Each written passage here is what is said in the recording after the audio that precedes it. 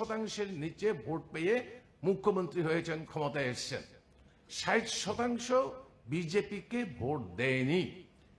এবং এই 6 মাসের মধ্যে এমন কোনো মিরাকেল, এমন কোনো ঘটনা ঘটেনি যে ওরা বিরাট কিছু করেছে, ভোটাররা ভোট এখন শিফট হয়ে বিজেপির পক্ষে গেছে, আগের মনোভাব পরিবর্তন করে, এমন কোনো ঘটনা ঘটেনি। কাজেই তারা আতঙ্কিত ছিল এই 2টি আসনে তারা জিততে পারবেন না। মানিকলাল সাহা এবং মুখ্যমন্ত্রী, মাননীয় মুখ্যমন্ত্রী, ওনার নেতৃত্বে মন্ত্রী পরিষদ, বিজেপি দলের সভাপতি রাজীব ভট্টাচার্যের নেতৃত্বে ওনার সমস্ত ভারতীয় জনতা পার্টির নেতৃত্ব, ওনারা সেখানে ঘাঁটি গাড়েন এবং মানুষকে প্রলোভিত করেন। কিভাবে মডেল কোড অফ কন্ডাক্ট ভঙ্গ করেছে? সেলফ হেল্প গ্রুপ, এখানে সরকারের কোষাগার থেকে 5,000 টাকা করে দেওয়া হয়েছে সংশ্লিষ্ট মন্ত্রী। বিএমএস এর যারা ওয়ার্কার তাদেরকে 200 টাকা করে, 2,000 টাকা করে দেওয়া হয়েছে।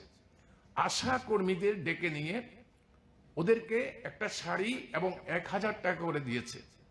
মাননীয় মুখ্যমন্ত্রী, অঙ্গনওয়াড়ি সহ, এবং মাননীয় মুখ্যমন্ত্রী, আপনাদের টিভি ক্যামেরাতে আমরা দেখেছি, উনি গিয়ে মাদ্রাসা শিক্ষকদের যারা সরকারি, ওনার সরকারের বেতনভুক্ত কর্মচারী, তাদের সঙ্গে বসে মিটিং করছেন। ওখানে কি লেনদেন হয়েছে আমরা জানি না, যাই হোক ওনার মিটিং করেছে এবং ক্যাশ বিলি হয়েছে। এইভাবে লাগাতার ভাবে মডেল কোড অফ কন্ডাক্ট ভঙ্গ করেছে।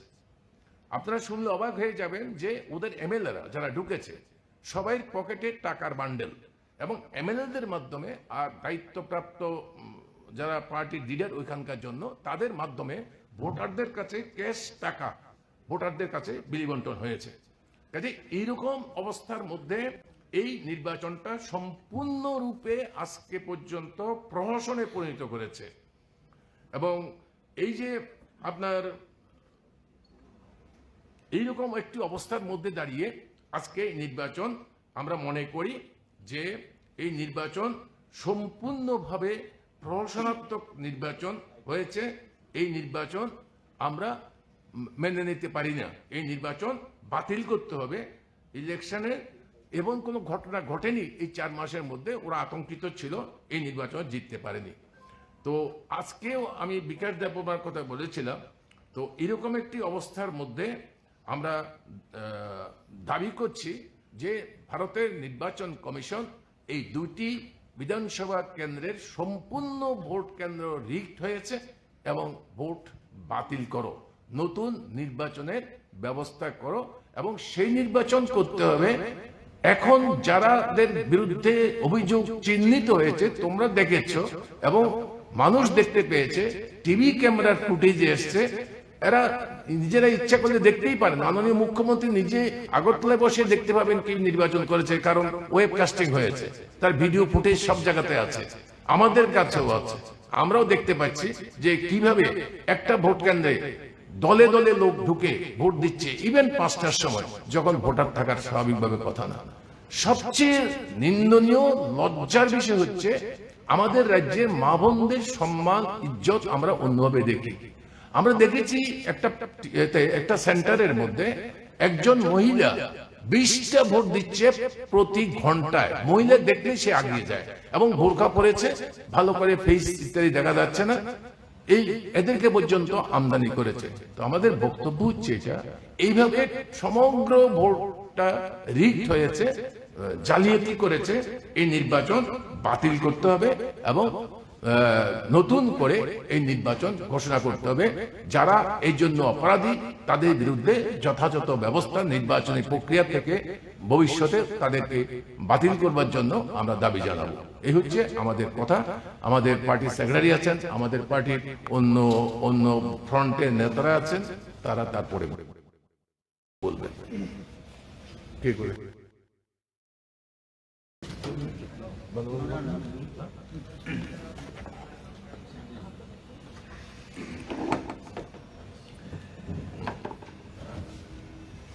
তো অন্য কথা বলার আগে ধনপুর এবং বক্সনগরের যে নির্বাচক মণ্ডলীকে তাদেরকে ধন্যবাদ জানাবো, যে শাসক দল প্রশাসনকে ব্যবহার করে দিন দুপুরে আবার এই অমাবস্যার ডেকে আনার সমস্ত চেষ্টার মধ্যেও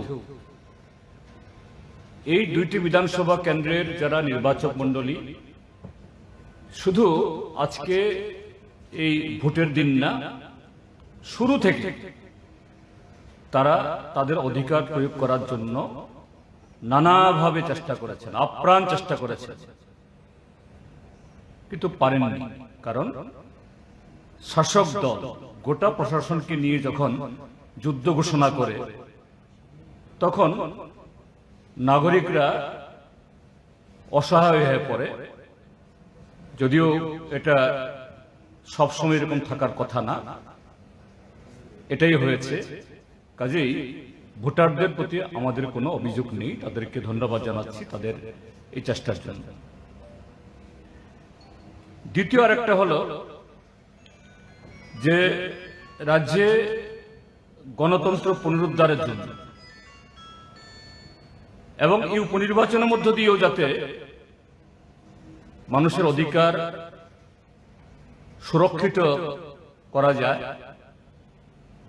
এই চেষ্টা ধর্মনিরপেক্ষ এবং গণতান্ত্রিক দলগুলোর তরফ থেকে চেষ্টা হয়েছিল। এবং আজকে এই ভোটের প্রচার থেকে শুরু করে আজকেও নানাভাবে বিরোধী দলের অন্যান্য কর্মী সমর্থকরা তারাও চেষ্টা করেছেন, আক্রান্ত হয়েছেন। কাজে তাদের আগামী দিন এই প্রয়াস জারি থাকবে, এটা আশা করি। এখন যে কথাগুলি বলা হয়েছে সেখানে যেটা বলবো যে গত 2022-এর 4টা বিধানসভা উপনির্বাচনে আমরা এরকম একটা প্রশাসনত্ব নির্বাচন দেখেছিলাম। এই আগরতলা শহরেরই 8 বর্দোয়ালি কেন্দ্র, এবং এই 8 বর্দোয়ালি কেন্দ্রের উপনির্বাচনের মধ্য দিয়ে ত্রিপুরা রাজ্যের আজকের যিনি মাননীয় মুখ্যমন্ত্রী, তখনও মুখ্যমন্ত্রী পদে ছিলেন, তিনি বিধানসভা প্রবেশের অনুমতি পান। আমরা আশা করেছিলাম, সারা ত্রিপুরা রাজ্যের মানুষও এটা আশা করেছিল যে গত বিধানসভা নির্বাচন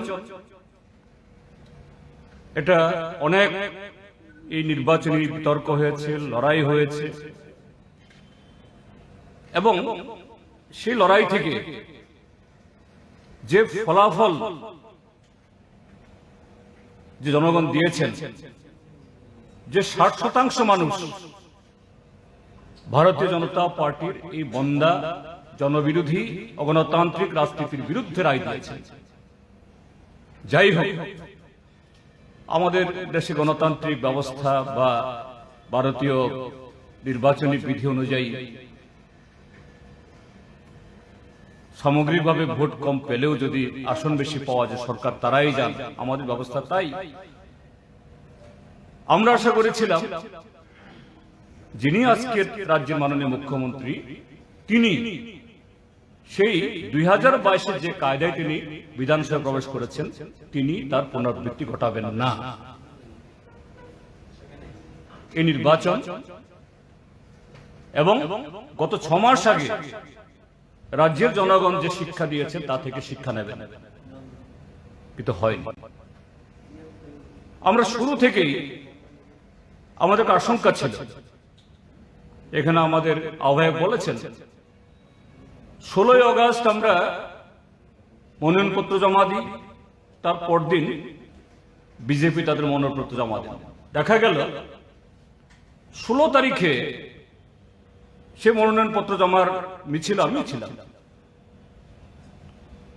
মহকুমা শাসক এবং মহকুমা পুলিশ আধিকারিক ঘোষণা করল যে এসডিএম অফিসের চত্বরটা ব্যারিকেড করে, সেখানে সেই ব্যারিকেড ভেদ করে যাওয়া যাবে না, মিছিল যাওয়া যাবে না। 6 জনের বেশি মনোনয়নপত্র জমার জন্য আর একজন লোক অতিরিক্ত যেতে পারবে না।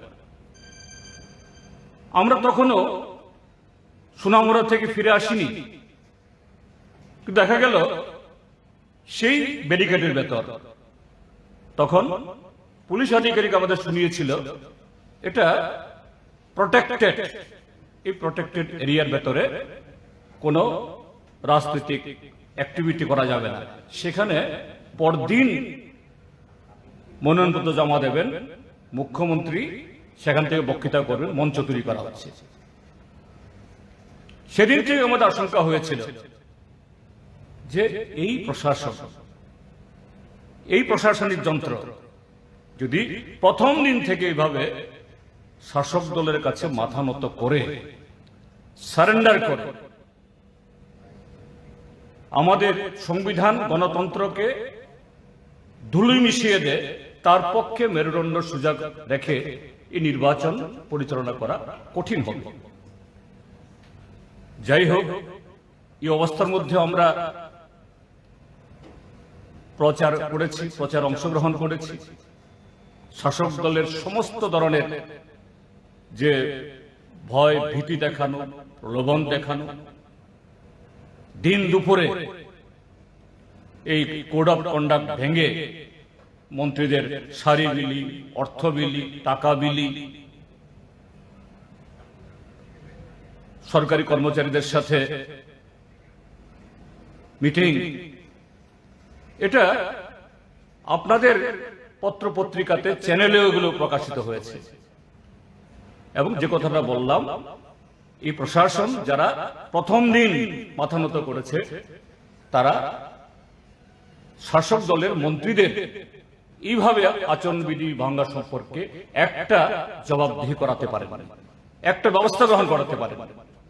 তার উপর আমরা আশা বেঁধেছিলাম যে না, নির্বাচনটা হোক, মানুষ নির্বাচন লড়াই করে ভোট দেবেন। কিন্তু একটা শাসক দল যখন তার পুরো প্রশাসন যন্ত্র এবং সারা ত্রিপুরা রাজ্য থেকে অন্যায়ভাবে লোক জড়ো করে যদি জনগণের বিরুদ্ধে যুদ্ধ ঘোষণা করে, হাজার চেষ্টা থাকলেও অন্তত এই অবস্থায় এটা মোকাবেলা করা কঠিন, তাই হয়েছে।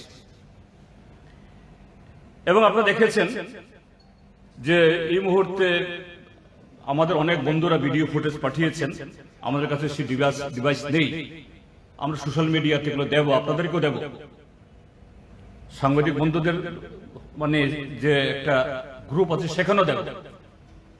এক একটা বুথে কিভাবে সকাল 7টা থেকে দলে দলে বিজেপির লোকেরা ভোট দিয়েছে। নির্বাচনের সাথে যুক্ত যে সমস্ত সরকারি কর্মচারী, তাদের বিরুদ্ধে আমাদের কোনো অভিযোগ নেই। হয়তো কেউ কেউ বলবেন তারা তো সেখানে প্রিসাইডিং অফিসার পোলিং দেখতেছে, তারা কি করেছে, কি করবেন তারা? যেখানে শাসক দল, সরকারি পদস্থ অফিসাররা সব মানে শাসক দলের অঙ্গুলি হেলানো উদ্বোস করছে, সেখানে বিজেপির হুমরা চুমরারাই সমস্ত এই পুলিং বুথগুলো সামলাচ্ছেন। একজন 5টা 6টা 10টা 20টা ভোট দিচ্ছেন। আমি দেখেছি একজন মহিলা ধনপুর বিধানসভা কেন্দ্রের 1 নম্বর বুথ, এই যে মোহনভোগ এডিসি সাব জোনাল অফিস, সেখানে বিজেপির একজন মহিলা এজেন্ট প্রতি 3-4 জন মহিলা আসলেই তিনি উঠে যান। মহিলা ভোট দেওয়ার আগে সে মহিলাকে ভোট দিয়ে দেন। এই রেকর্ডিং আমরা পেয়েছি, আমরা ছাড়ব। ঠিক তেমনি কলমচোরা 26 বক্সনগর কেন্দ্রের সকাল 7টা থেকে সেখানে কখনো 2-3 জন গিয়ে দাঁড়িয়ে যায়। মানে কি করবে? আমি আবারও বলছি, প্রিসাইডিং অফিসার পোলিং অফিসারদের বিরুদ্ধে আমাদের কোনো অভিযোগ নেই, কেননা তাদের পক্ষে যেখানে গোটা মন্ত্রিসভা, গোটা সরকার প্রশাসনকে কাবু করে সংবিধানের বিরুদ্ধে, গণতন্ত্রের বিরুদ্ধে এরকম যুদ্ধ ঘোষণা করে, তখন তাদের কিছু করার থাকে না। তো এই অবস্থায় যে আমরা যেটা বলতে চাইছি যে শুধু আমাদের পোলিং এজেন্টদেরকে ঢুকতে বাধা দেওয়া না, এটা বাধা মানে আজকে সকাল থেকে না, গত 3-4 দিন আগে থেকে সম্ভাব্য যারা আমাদের পোলিং এজেন্ট হন তাদের বাড়ি বাড়ি গিয়ে ধমক দেওয়া, দেখে নেওয়ার হুমকি, এবং শেষ পর্যন্ত গতকাল তো আবু জাফরকে নৃশংসভাবে স্বয়ং প্রার্থী তাফাজ্জল হোসেন তাকে তার গাড়ি তার মোটরসাইকেল আটকে তাকে মাল এই অবস্থা ঘটেছে। এবং শুধু তা না, যে আমাদের বহু ভোটার গতকাল রাত্র থেকে বাড়ি বাড়ি গিয়ে না ভোট কেন্দ্রে যাওয়া যাবে, আজকে সকালেও এই অবস্থা হয়েছে। সে অবস্থায় আমরা নির্বাচন কমিশনের কাছে আমরা চিঠি দিয়েছি এই চিফ ইলেকট্রাল অফিসারের মাধ্যমে। আমরা দাবি জানাচ্ছি যে 1 নম্বর মন্ত্রী বিকাশ দেববর্মা, আপনার দিকে দেখাচ্ছি,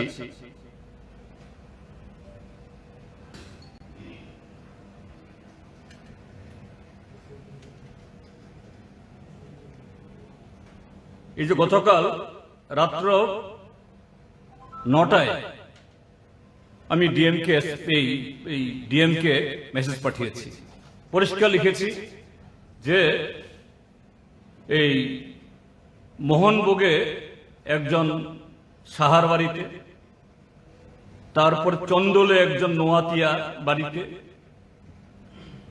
তারপরে উত্তর ত্রিবান্দাল একজন মোরাশি টাইটেল, তার বাড়িতে বহিরাগত সমস্ত এই গুন্ডারা ক্যাম্প করেছে, শত শত মোটরসাইকেল,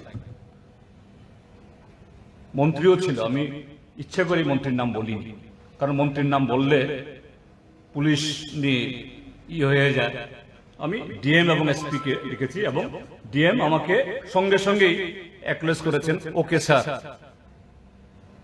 গতকাল রাত 9টায় কিন্তু কিচ্ছু করে, হয়তো পুলিশ গেছে, বাস গিয়ে তেল পুড়িয়ে চলে এসেছে। আজকে আবার তখন 12টা 14 মিনিট আমি লিখেছি DMK, right now minister Bikash Debbarma is camping at 23-4 Dhanpur assembly constituency, এই মানে 4 নম্বর বুথে, Mohanbhog high school, along with a big outside group of outsiders. তার কিছুক্ষণ বাদেই এই মন্ত্রী নেতৃত্বে সেখানে ভোটারদের লাইনে ঢুকে মারপিট শুরু মানে হলো, ত্রাস সৃষ্টি করা হলো। এই ঘটনার আরো আধা ঘন্টা আগে প্রাক্তন মন্ত্রী রামপদ জমাতিয়া, আমি মেসেজ পাঠাইনি ডিএমকে, আমি তখন এই ফোন করলাম যে রামপদ জমাতিয়া ঘুরছে, কি করে ঘুরেছে, তার বাড়ি হলো কিল্লা। ডিএম আমাকে আবার সঙ্গে সঙ্গে, স্যার আমি দেখছি বলছে না, তাকে এখান থেকে সরানো হয়েছে। কোথায় সরানো? শুধু মন্ত্রী বিকাশ দেববর্মা না, প্রাক্তন মন্ত্রী রামপদ জমাতিয়া না, আরেকজন মন্ত্রী শুক্লাচরণ নোয়াতিয়া এবং আরো কিছু আছে, তারা হয়তো ঘর থেকে বেরোননি, বক্সনগর এবং ধনপুর বিধানসভা কেন্দ্রে ছিলেন। কেউ কেউ সোনামরা শহরে ক্যাম্প করে গিয়ে এই যে বাইরের থেকে অসংখ্য লোক এনেছে, এদেরকে তারা কন্ট্রোল করেছে। কিভাবে গণতন্ত্রের টুটি চেপে ধরা যায়, গলা টিপে হত্যা করা যায়, এবং হত্যা করেছে।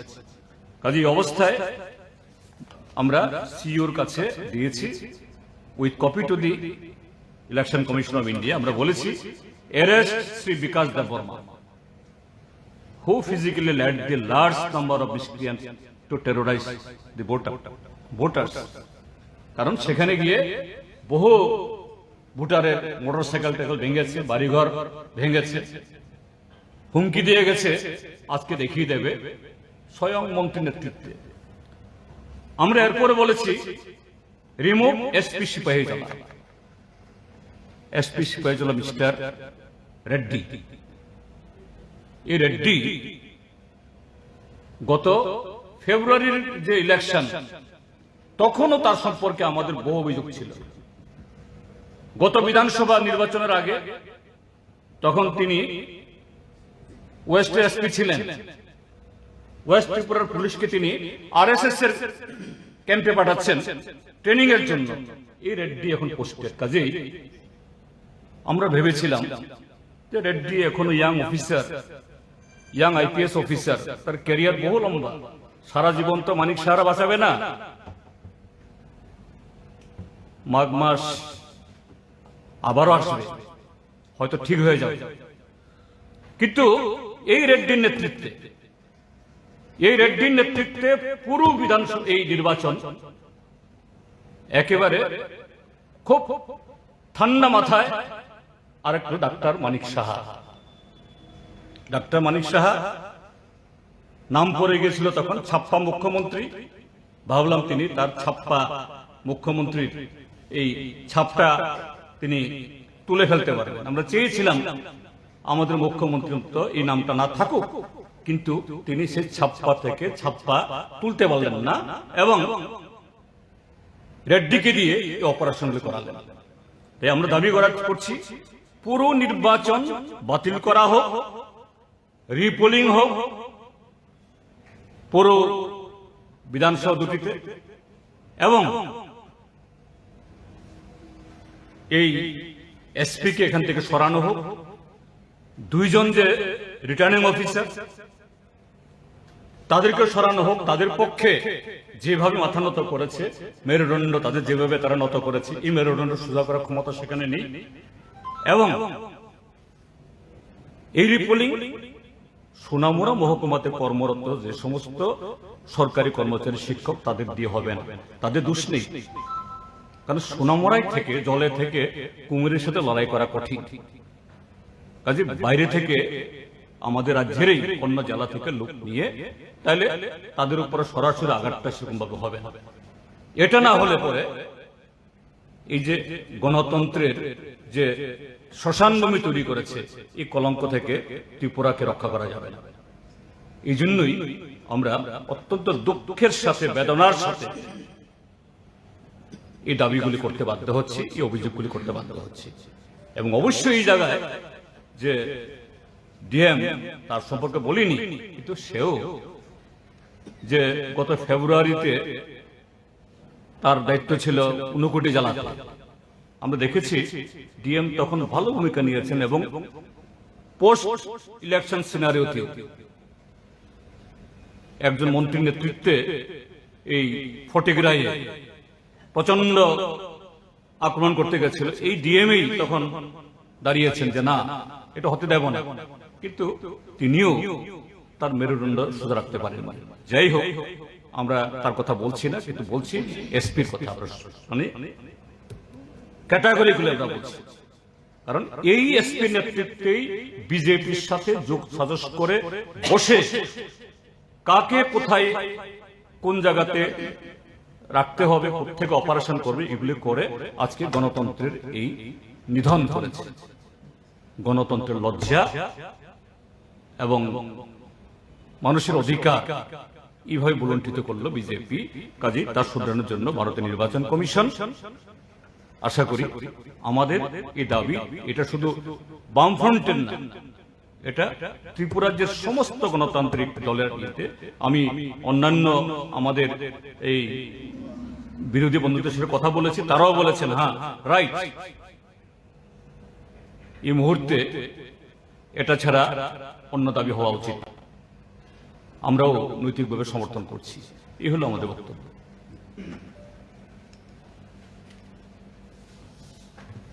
ঠিক আছে,